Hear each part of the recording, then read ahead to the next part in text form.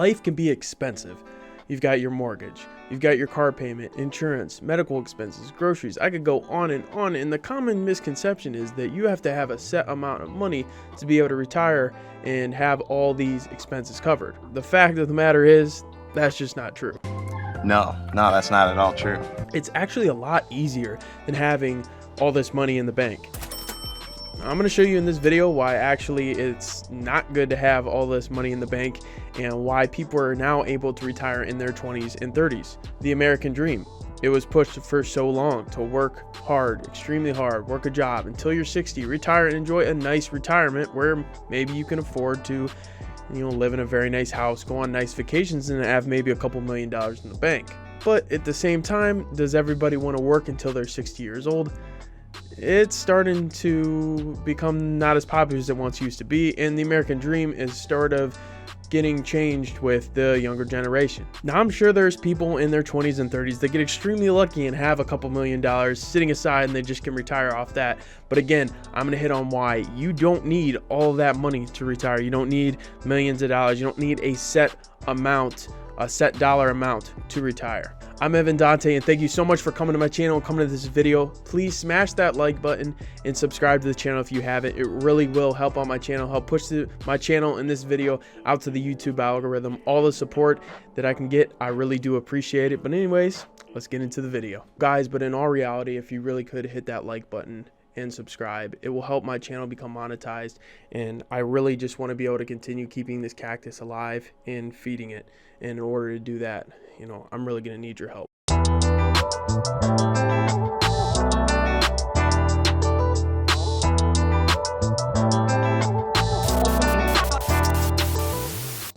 So we all have monthly expenses that we have to pay. Like I mentioned before, we've got mortgage, car payment, all these different expenses. But what if we could acquire assets, one asset at a time, that actually pays for your expenses? So maybe your first asset might take care of your mortgage.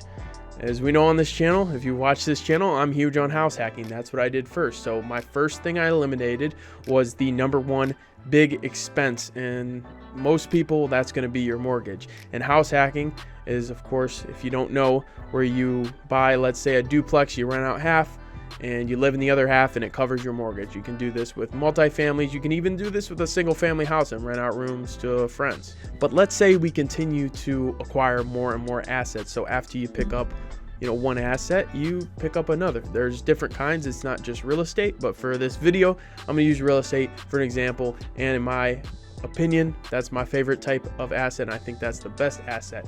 But again, that's just my opinion.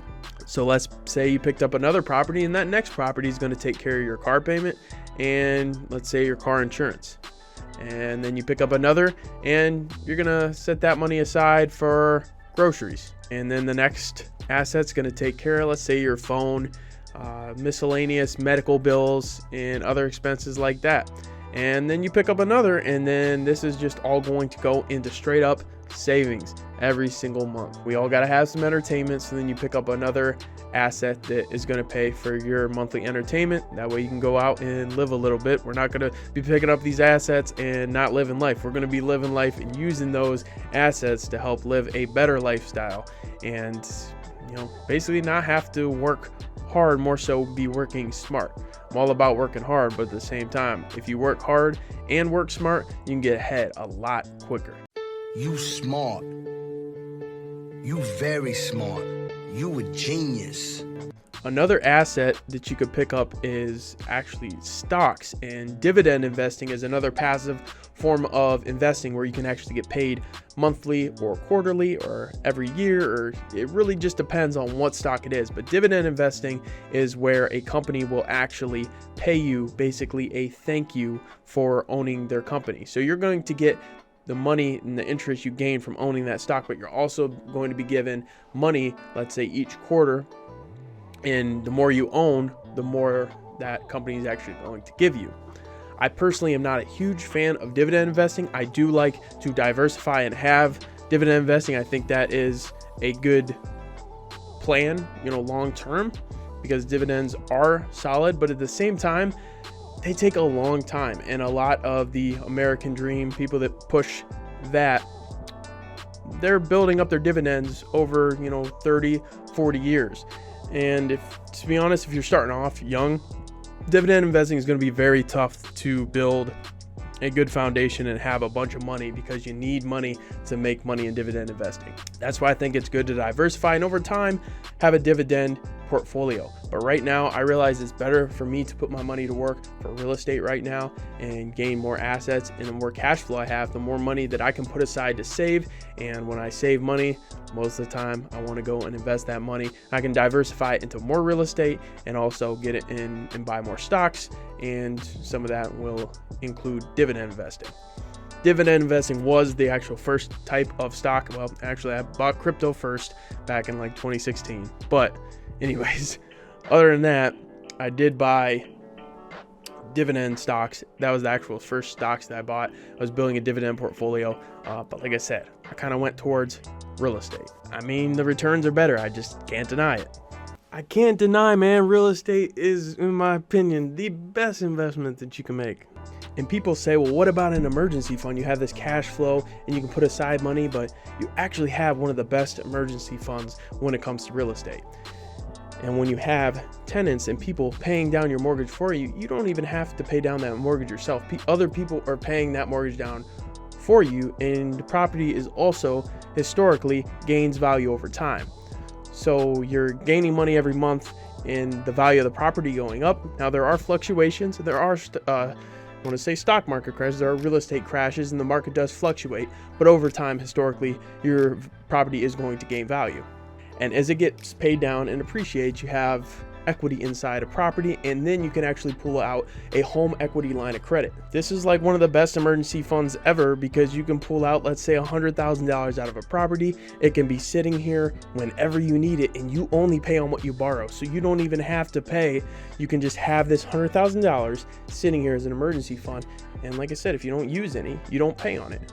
And also you could pay with interest rates right now, maybe $150 to $200 a month to use that $100,000, and you could go out and buy another asset. So I could go out and buy another rental property with that $100,000 and make $1,000 a month, pay off my $150, $200 to the bank for the home equity line of credit interest.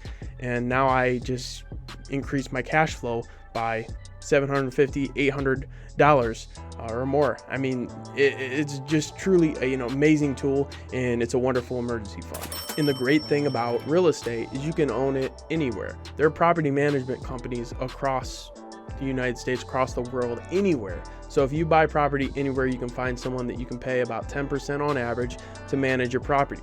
And if you want a beach house one day, guess what?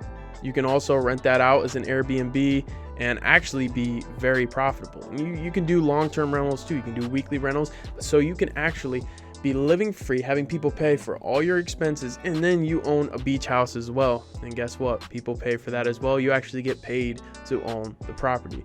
Now, condos are probably better. Beach houses get expensive. We do have to worry about if it is on the beach, your hurricane insurance and flood insurance, that's going to be expensive. But as long as you buy in the right place, and if you buy, let's say, a condo and your HOA, homeowners association fees aren't too high, these investments can actually pay you a lot. Or you can just break even. It really is up to you, the investor. But bottom line is, retiring early is actually so obtainable, and you honestly are the only person that is holding you back. A lot of people think, oh, I can't buy real estate. I don't think I can buy real estate. You can. It's so obtainable. All you have to do is get past that initial fear and find out what you need to do, get past that fear. And a lot of people will get scared and be afraid to take that leap. Am I going to be able to handle this? Am I going to be able to handle this investment? This is a big investment. I'm going to have to manage something. I'm going to be taking on something that's worth a lot of value. That's scary. But as long as you get past that initial fear, it will pay. And I promise you, you'll realize that you were your own worst enemy, holding you back. And don't let fear dictate your decisions, and make your own decisions. Don't let other people make decisions either. Don't let fear dictate, and overcome that fear, and amazing things will happen. Thank you guys so much for watching. Until next time, peace.